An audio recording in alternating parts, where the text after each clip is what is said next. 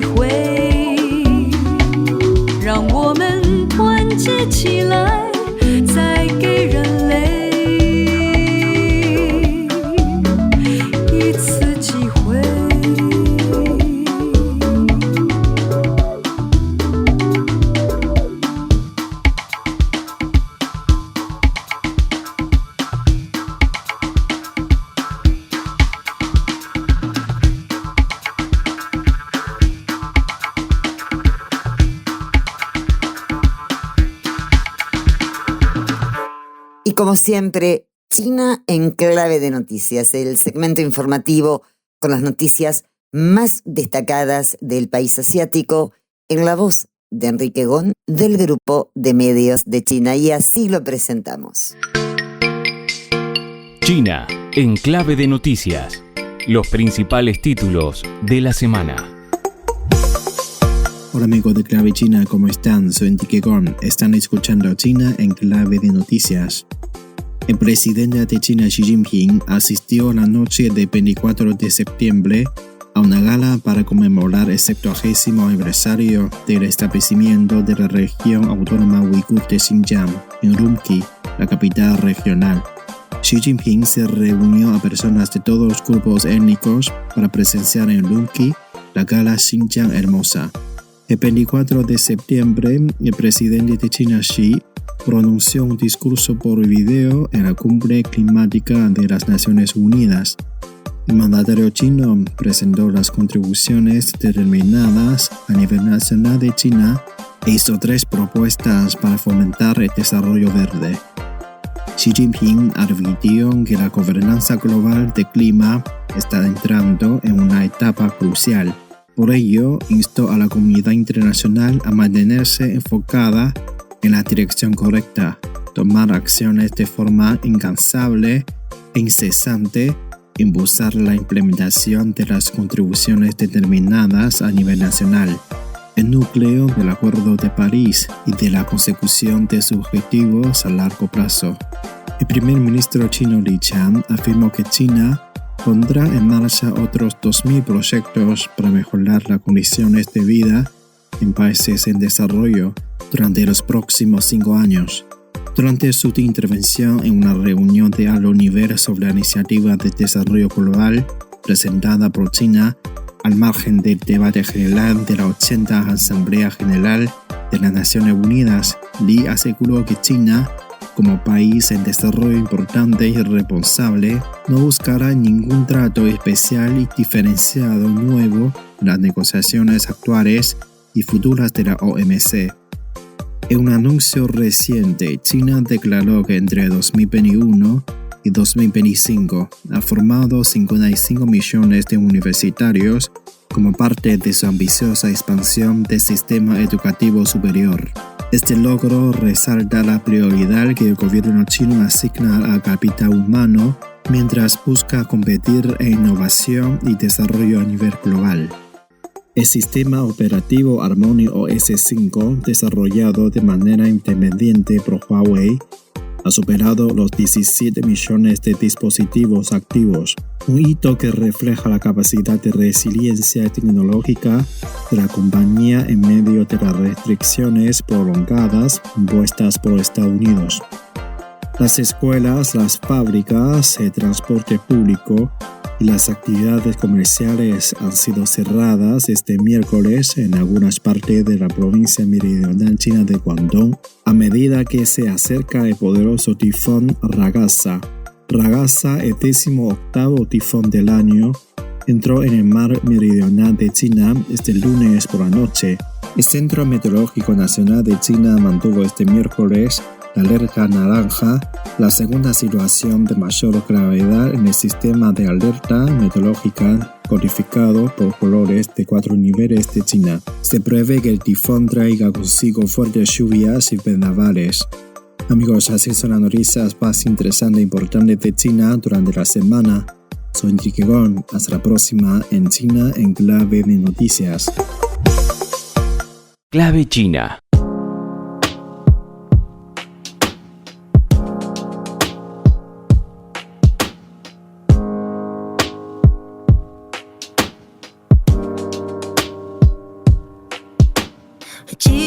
几次相遇就在秋天，还记得红色落叶闪烁你的双眼，还记得当时彼此微笑害羞的脸，一见钟情的魔咒就在那个瞬间，当世界仿佛为我们忙一切停顿，我才有更多时间把那额头亲吻，后面故事该怎么写我们的剧本，希望是飘雪的天必让心愿作证，谁都没想过现在的结果如此失落，你还在推脱，到底是谁去先谁又离开我，回忆能继续往这旁谁又该退缩，不住后悔坠入爱河那个值得，更不住后悔现在难过这份脆弱 Too young I was too young，和你的路我才学会成长，是经历和夜的对峙才期待阳光 Too young I was too young Too young Too young Too young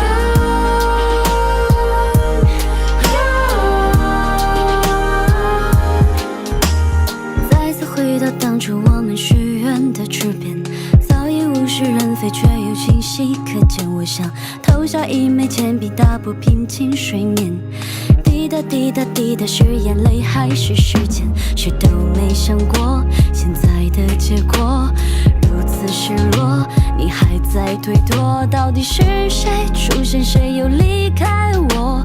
回忆当初许愿池旁，谁又该退缩 ？Too young, too young, too young。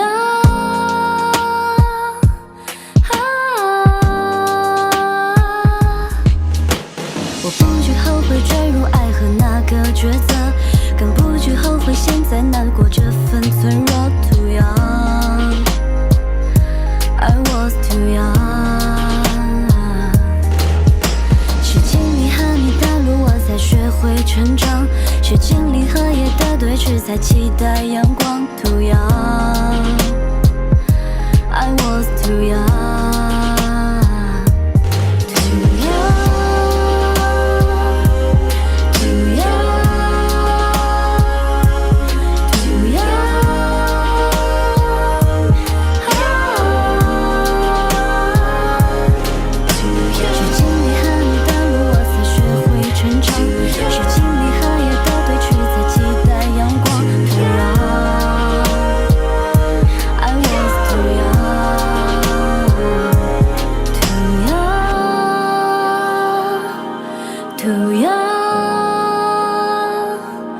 too young, Y la voz de China también llegó al recinto de las Naciones Unidas, en este caso tras suscribir la Declaración de Nueva York que respalda la resolución de 2 estados para Israel y Palestina. En este momento crucial, apoyamos todos los esfuerzos que contribuyan a una solución política de la cuestión palestina. Continuaremos trabajando con la comunidad internacional para poner fin a la guerra en Gaza, aliviar la crisis humanitaria, impulsar la solución de 2 estados y, en última instancia, lograr un arreglo integral, justo y duradero. Se suma a lo que acabamos de escuchar el llamamiento a la comunidad internacional para que practique el verdadero multilateralismo. Esta fue la posición de China. Nos oponemos a los países que tergiversan el significado de la ley internacional. Consideran que su voluntad es el orden internacional basado en la ley, lo imponen al resto del mundo y desacatan deliberadamente los derechos legítimos de otros países, violando el imperio de la ley internacional. También nos oponemos a los países que menosprecian los acuerdos internacionales haciéndolos pedazos de forma arbitraria y con dobles estándares. No tienen credibilidad. Los países en cuestión deberían reflexionar sobre sus propias acciones. Zhang Jun llamó a los países a proteger la autoridad de la Carta de la ONU, defender el orden internacional basado en el derecho internacional, garantizar una participación equitativa de todos los países en los asuntos internacionales y dejar de imponer sanciones unilaterales que violen la ley internacional. Zhang aseguró que la imposición de sanciones de forma indiscriminada por parte de Estados Unidos y otros países, ignorando el mandato del Consejo de Seguridad, solo tiene como fin mantener su propia hegemonía, su monopolio tecnológico y su ideología. Zhang añadió que este tipo de acciones no tienen base legal y contrastan con el desarrollo del mundo. Las sanciones unilaterales en nombre de la protección de la ley internacional y la implementación de las resoluciones del Consejo de Seguridad han sometido a la ONU a acusaciones infundadas y han debilitado la autoridad del multilateralismo. Urgimos una vez más a los países relevantes a dejar de imponer de inmediato sanciones unilaterales y llevamos a la comunidad internacional y a todos los países a proteger la equidad, la justicia y la independencia y a resistir y contrarrestar conjuntamente estas acciones ilegales. Finalmente fue el mismo Xi Jinping quien pronunció un discurso por video en el marco de la cumbre climática de las Naciones Unidas. Estos fueron sus principales conceptos. Xi Jinping advirtió que la gobernanza global del clima está entrando en una etapa crucial. Por ello, instó a la comunidad internacional a mantenerse enfocada en la dirección correcta, tomar acciones de forma incansable e incesante e impulsar la implementación de las contribuciones determinadas a nivel nacional, el núcleo del Acuerdo de París y de la consecución de sus objetivos a largo plazo. En segunda instancia, subrayó que la transición verde debe servir para reducir la brecha norte-sur y reiteró que los países desarrollados deben tomar la delantera a la hora de cumplir sus obligaciones de reducción de emisiones y proporcionar más apoyo a las naciones en desarrollo. Finalmente, destacó que es menester que los países fortalezcan la colaboración internacional en tecnologías e industrias verdes para subsanar el déficit en la capacidad de producción verde. En su discurso en vídeo en la cumbre climática de la ONU, Xi también presentó las contribuciones determinadas a nivel nacional de China. Hasta 2035, China reducirá las emisiones netas de gases de efecto invernadero de toda la economía entre un 7% y un 10% desde los niveles máximos. Incrementará la proporción de los combustibles no fósiles en el consumo energético total a más del 30%. Ampliará la capacidad instalada de energía eólica y solar a más de 6 veces los niveles de 2020. Aumentará el volumen total de las existencias forestales a más de 24.000 millones de metros cúbicos. Convertirá los vehículos de nuevas energías en la corriente principal en las ventas de nuevos vehículos. Expandirá el mercado nacional de comercio de emisiones de carbono y establecerá básicamente una sociedad adaptativa al clima. CGTN en español. Clave China.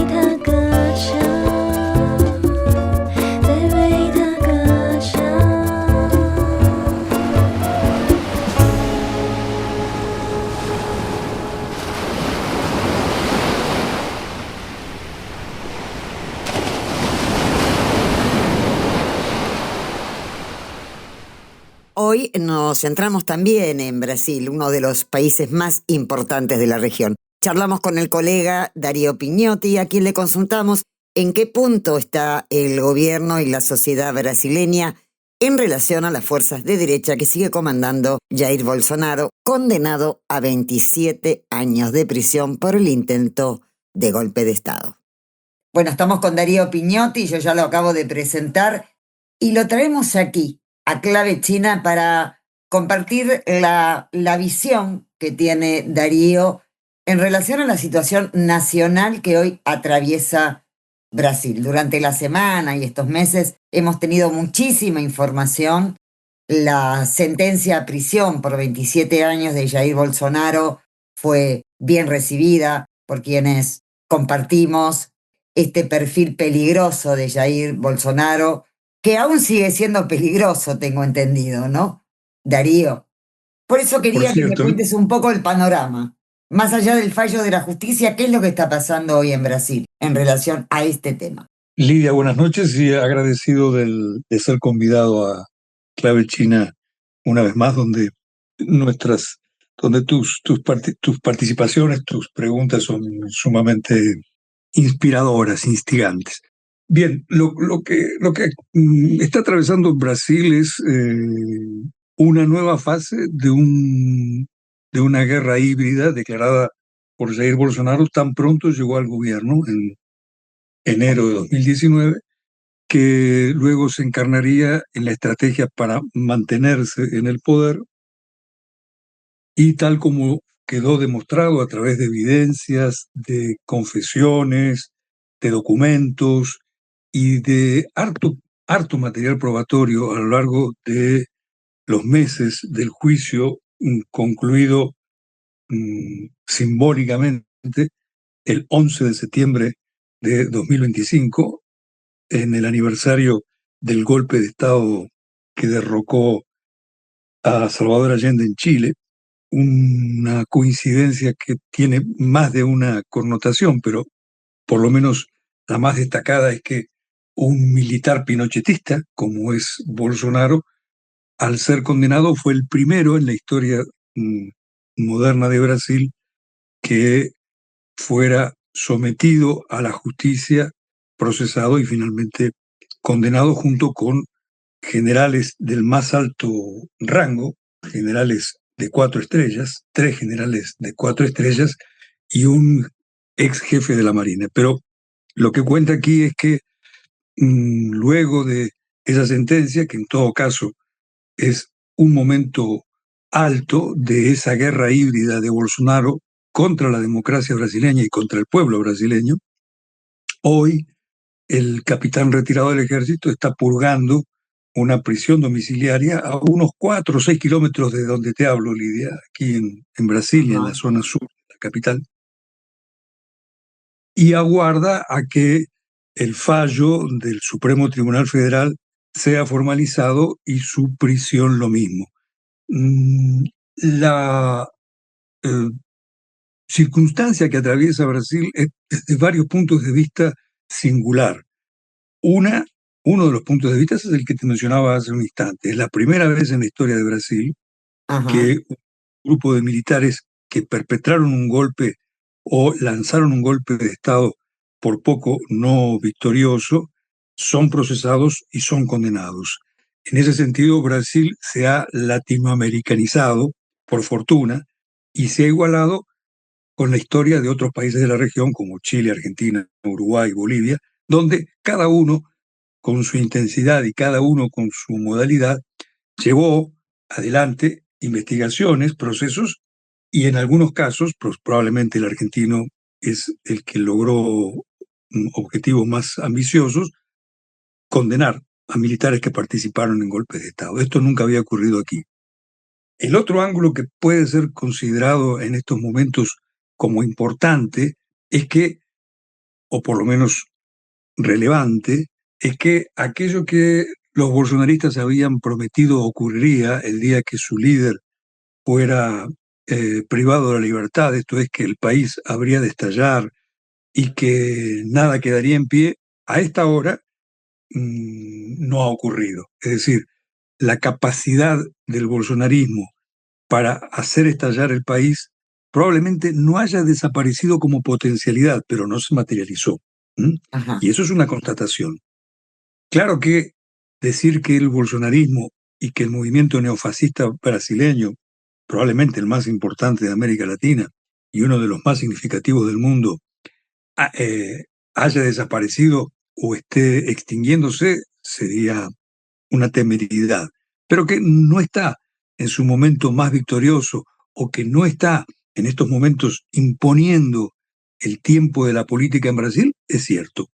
De tal suerte que el bolsonarismo está allí, agazapado, sigue siendo una constelación de factores de poder que sería temerario desconocerlas, factores de poder que además hacen del uso de la fuerza su principal argumento político, porque no nos engañemos, si el grueso de las Fuerzas Armadas, de las policías militarizadas, que son las policías provinciales, y las organizaciones paramilitares eran sus cuadros, sus integrantes bolsonaristas hasta el 8 de enero de 2023, cuando ocurrió el golpe de Estado que por poco alcanzó su objetivo, ese estatus no dejó de existir. Es decir, hoy la mayoría de los militares siguen siendo bolsonaristas, igual que los policías, igual que las fuerzas de seguridad privadas, los integrantes de las muy poderosas fuerzas de seguridad privadas, y los CACs, las asociaciones de tiradores y deportistas de tiro, que en realidad es un pretexto, una fachada a través de la cual fueron vendidas cientos de miles de armas de guerra que están en poder de una parte considerable de la población civil, o una parte de la población civil, no sé si considerable, que están allí latentes. Esa configuración de poder sigue existiendo, como si fuesen células dormidas. ¿Cuándo despertarán o si alguna vez lo harán?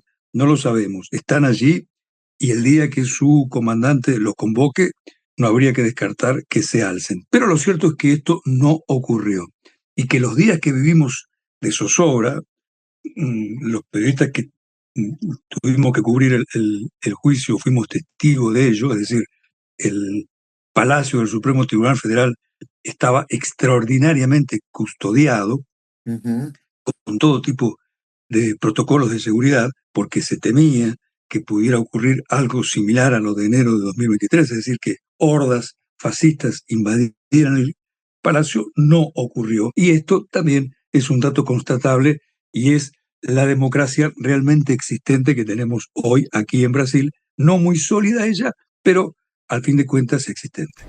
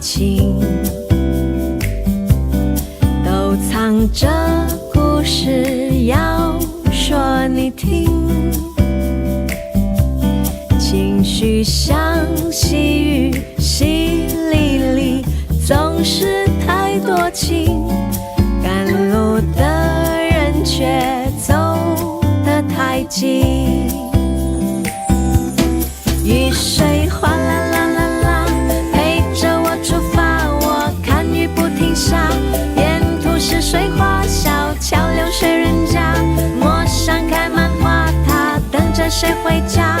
世界那么大，擦肩而过的背影，融入每一道寻常风景。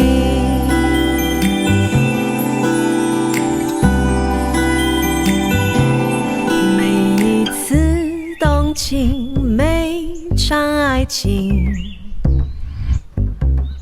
都藏着故事要说你听，情绪像细雨淅沥沥，总是太多情，赶路的人却走得太急，雨水哗啦啦啦啦，陪着我出发，我看雨不停下，是水花小桥流水人家，陌上开满花，他等着谁回家？世界那么大，擦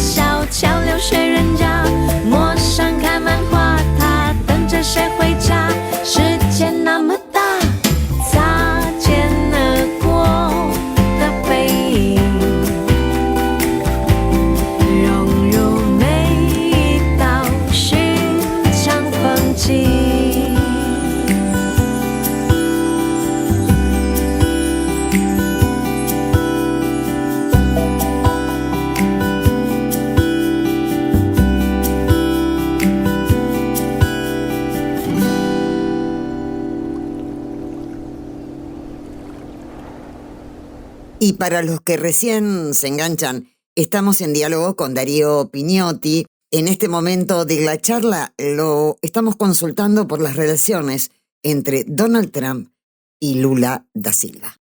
Darío, Lula abrió las sesiones de Naciones Unidas en Nueva York. Esto me lleva a preguntarte cuál es el vínculo actual, qué tipo de tensiones, o si no los hay, no las hay, pero presumo que sí, con Donald Trump, con Estados Unidos.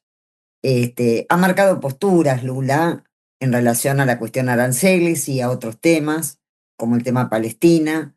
Ha sido muy insistente con esto y está claro que en los resultados de la reunión de Naciones Unidas, la posición de Estados Unidos, Israel y unos pequeños países se oponen a lo que la mayoría de Latinoamérica planteó en el marco de esta reunión. ¿Qué pasa específicamente con las relaciones exteriores entre el gobierno de Brasil y Donald Trump? Hay una continuidad, Lidia, entre tu pregunta anterior y esta, porque realmente el principal o uno de los fundamentos de poder que siguen siendo argumentos o siguen siendo fundamentales para la influencia de Bolsonaro es su vínculo con el presidente norteamericano Donald Trump. Tanto que el mandatario norteamericano, en represalia al proceso judicial contra Bolsonaro, decretó el aumento al 50% de las tarifas cobradas a las exportaciones brasileñas. De tal suerte que ese aliado de Bolsonaro es hoy el jefe de la Casa Blanca y no es un dato a desdeñar.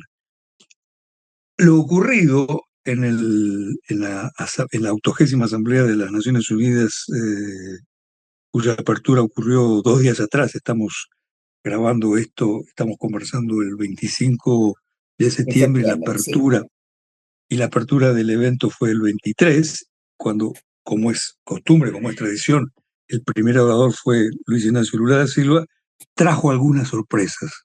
Sorpresas te da la vida y la diplomacia también. Por lo menos 2. Una de ellas es que Lula no retrocedió una coma y no estamos hablando de un líder que lo es, un líder de proyección global, probablemente uno de los principales referentes de este neotercermundismo que se nuclea en los BRICS, en esa organización multilateral que tiene como principales socios indudablemente a Rusia, China e India, pero donde el peso de Brasil no es menor. Ha sido siempre el perfil de Lula el de un líder que proyecta los intereses y las demandas del tercer mundo, actualmente llamado el sur global, pero con un estilo conciliador y en algunos casos capaz de compartir la mesa con los adversarios más acérrimos. Recordarás y recordarán los oyentes de Clave China lo ocurrido en noviembre de 2005, cuando los países sudamericanos le pusieron un stop, le pusieron un no al proyecto de la Alianza para las Américas, al ALCA, en la ciudad de Mar del Plata, y una cuando gran esa troika... concentración y manifestación, sí, fue muy Por importante. cierto, muy importantes, y en aquel momento la troika, que logró aquella proeza de la política externa latinoamericana, no siempre actuando conjuntamente, fueron los presidentes de Brasil, el entonces de Argentina, Néstor Kirchner, y el por entonces presidente de Venezuela, Hugo Chávez. Y le cupo a Lula un papel central en esa troika, pero también el de ser el de la voz más moderadora y más conciliadora. Ese es Lula. ¿Por qué hacemos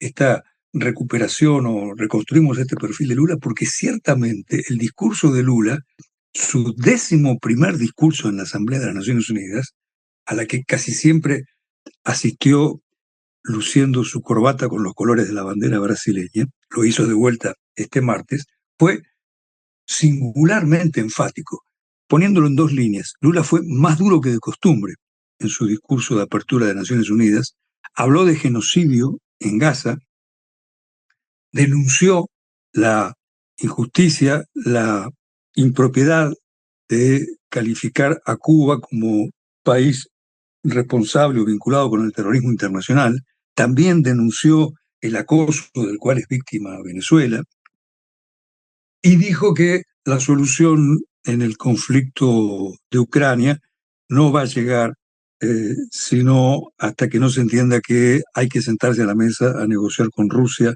porque de otra forma esa guerra se prolongará.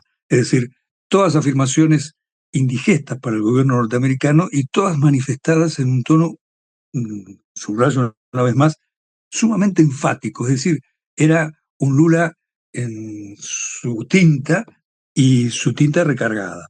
Tanto que hasta propios simpatizantes de Lula, hasta propios dirigentes del Partido de Trabajadores mostraban el pecho diciendo: ese es nuestro líder, ese es nuestro presidente. Pues bien, lo de las sorpresas que la vida te da vino 19 minutos después, porque eso fue lo que duró el discurso de Lula, es decir, un tercio de lo que duraría posteriormente el del presidente Donald Trump. Lula habló 20 minutos, Trump 60, aproximadamente.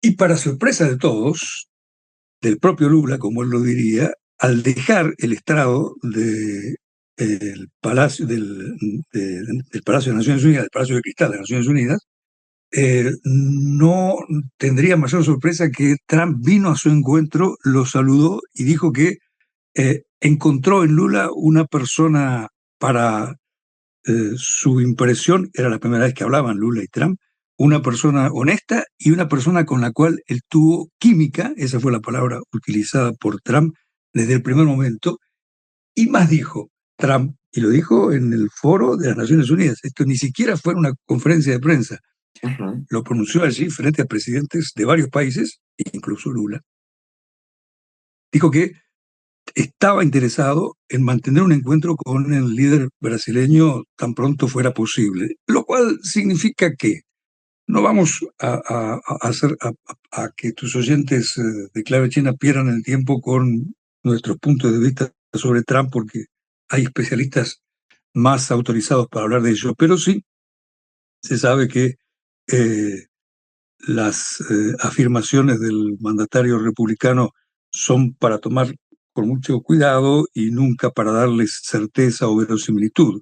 Pero haberlo dicho en el foro de las Naciones Unidas y haberlo expresado cuando ni el propio Lula esperaba que esto ocurriera, las cámaras de los canales de televisión brasileños mostraron en tiempo real cómo el canciller brasileño y asesores del presidente se miraban unos a otros sin creer lo que estaba ocurriendo, importa para aquello que fue el principio de esta conversación, cómo la declaración del presidente norteamericano dejó fuera de campo o con argumentos muy desconfigurados al presidente Jair Bolsonaro. Es decir, Bolsonaro vio como aquel que era en quien apostaba todas sus expectativas para presionar a Brasil y para que su condena fuera reducida, si no amnistiada, de buenas a primeras le dio la espalda y aceptó hablar con Lula.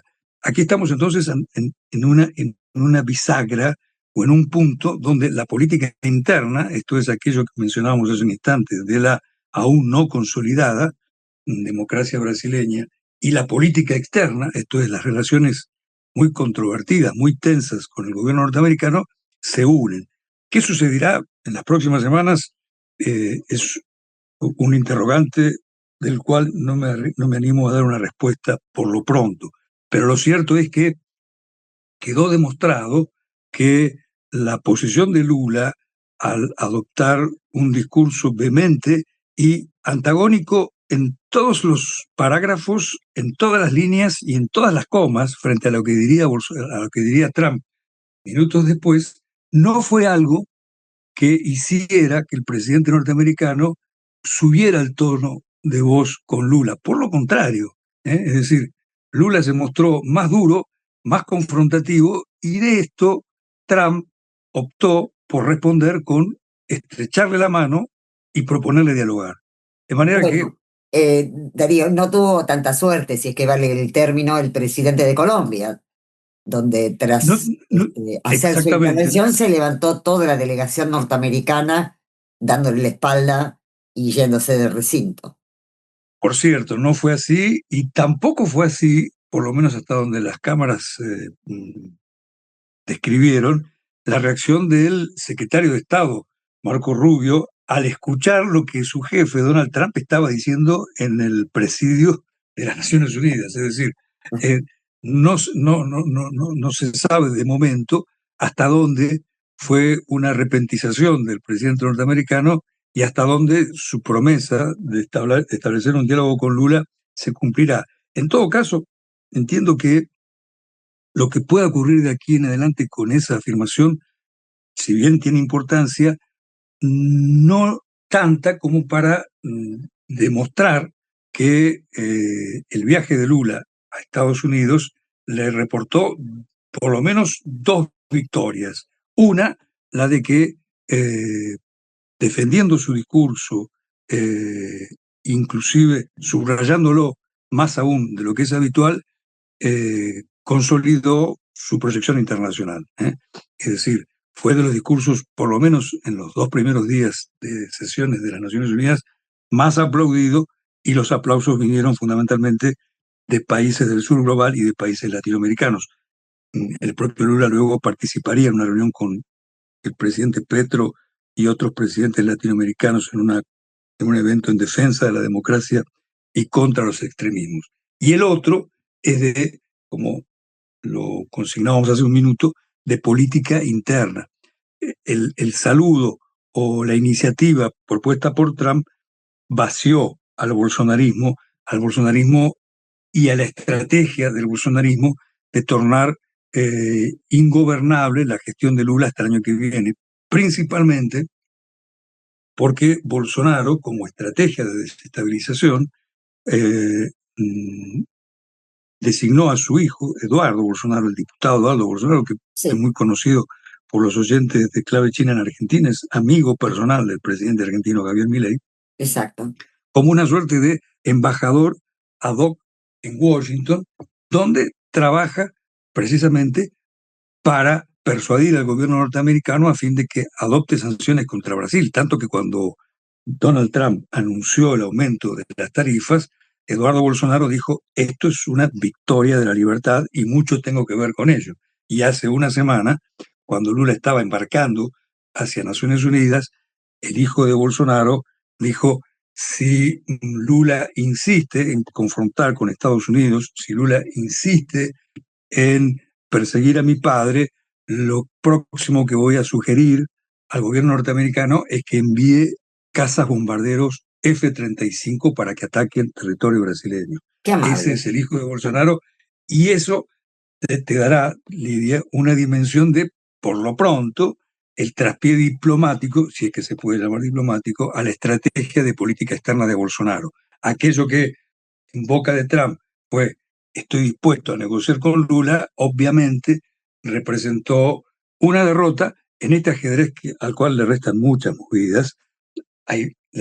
La partida no ha concluido, pero por lo pronto, Bolsonaro padre en prisión domiciliaria en Brasilia y su hijo siendo desmentido por Trump en Nueva York son 2 datos por los cuales seguramente hoy los Bolsonaro no están festejando. Bueno, Darío, te agradezco enormemente, realmente me has dado un panorama enorme, muy, muy rico en datos y bueno, y te espero como siempre en Clave China, así nos tiras puntas de este país tan importante que es Brasil. Por algo Trump se acercó a Lula, ¿no? Creo que es un país que no se puede omitir. La próxima vez que me halagues con tu invitación, sabremos cuánto de cierto hubo en esa promesa de Trump o si fue otra de sus mentiras. Ya lo sabremos. Bueno, un abrazo grande, Darío. Muchísimas gracias. Un abrazo.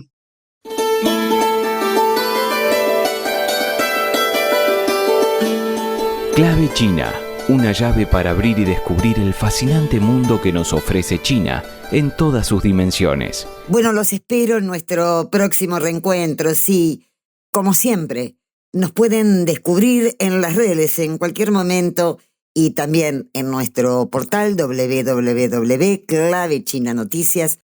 Un gran abrazo a todos y que transcurran muy bien esta semana.